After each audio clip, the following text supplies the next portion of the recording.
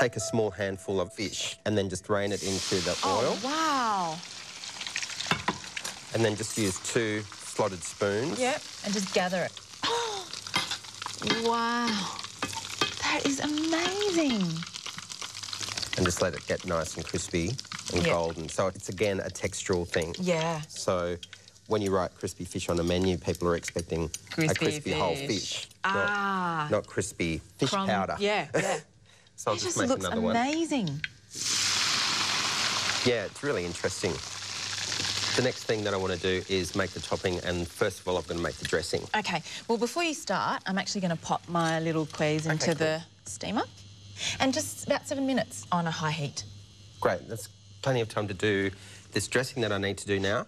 And this is about 4 coriander roots that have been scraped and cleaned, 3 cloves of garlic, some bird's eye chilies and ginger, and then also adding some long dried chilies as well that have been deseeded. And I'm going to add my palm sugar and a bit of fish sauce. And then just pouring over some lime juice. Oh, that's a lot. Yeah. And going back to sweet, sour and salty, like the curry that we made before was more sour and salty. So now, for this particular salad, we're going for the sweet, sour and salty. And that's what creates the balance of all the dishes together, because in Thailand you eat 3 or 4 dishes at once, but in small amounts on the rice. The way they make their food delicious is by balancing all those flavours together. OK, so that's my dressing done. I'm going to get on with getting my salad ingredients together. Well, I'll actually go and check on my quail because I think they're ready. Beautiful. And the custard is just a really simple affair of just the coconut cream.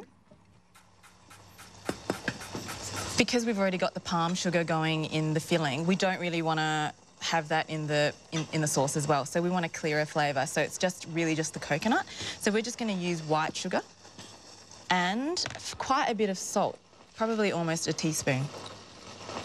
And again, that's to bring out that balance. OK, so I'm just going to check the seasoning. Yep, that's bang on. It's quite salty and sweet. OK, that's ready. Back to you. I'm still just doing a bit of final chopping, so just do the lemongrass and the lime leaves right at the last minute. Because you want that lovely aromatic flavour of all of these ingredients, and just a little bit of chili julienne as well. In a bowl together, we can just that looks mix beautiful all, and you can start to smell all the it smells amazing. Lovely ingredients, and then get some of the pomelo and just put it all in and then mix it through. We'll just grab a little bit of mint and coriander together as well. One thing about having watched you cook, Martin, is it really reaffirms to me the importance of handling things with your hands, not tossing things with, like, implements, because you have to feel how delicate all the little ingredients are, and that's the only way you're not going to bruise them. And again, when you bruise them, they lose their intensity because they're releasing all their aromas and stuff, Yeah, exactly. And you've done all this hard work and chiffonaded and julienned and God knows what else. And then if you then put it all in and then mix it together really quite roughly, then all of the hard work that you've done, you might as well just chop it all up roughly and put it through the blender.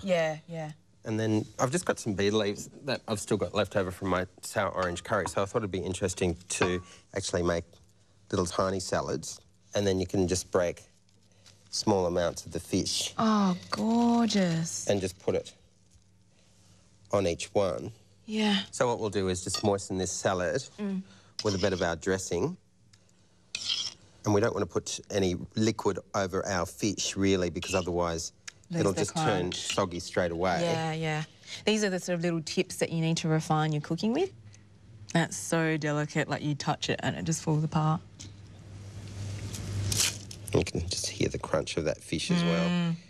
And then what you can do, just put a little bit more of that dressing on top of each one. And I've also got some deep-fried shallots just to give it a little bit more extra crunch. Oh, that's stunning. Well, I should plate up my dessert. Yeah, let's get your dessert happy. OK. These are actually best eaten at room temperature, but some people like them hot, but today we'll have them warm. It's great that they only take 7 minutes. Yeah. You'd like that, wouldn't you? Yeah. In a restaurant. They look great. So... And see, the banana leaf also imparts a taste onto them as well. It does. Yeah. And then, just a bit of the sauce. I reckon that's enough. Yeah. Shall we taste? Yes. We'll just add a little bit more dressing on top. There must be a skill to eating this. There. You should see some people. I know. I do have a big mouth, so... So do I.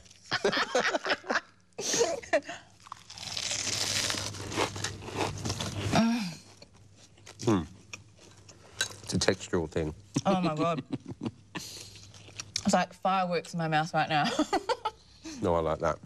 So many amazing flavours and textures just running through my palate. Happy with that? I mean, we've been banging on about it all day, but you can really taste that balance there, the sour.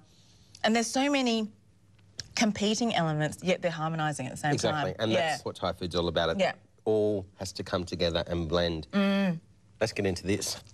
I love how it... It's really, really chewy, isn't it? I love it. Stretchy.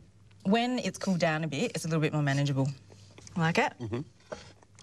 The first thing I can taste is pandanus, which I love. And then you get into the middle, and it's delicious and caramelised and textural from the coconut and a little bit salty, and then the cream comes in and goes over and really balances it all out as well. So it's awesome. Yeah. Oh, thanks. Martin, you always are just so full of surprise, and I love the fact that you always combine innovation with tradition, and just a pleasure to watch you working. It was great being here today. Thanks for inviting me. Thank you so much for coming. And remember, it's all about balance. Just in case you're listening.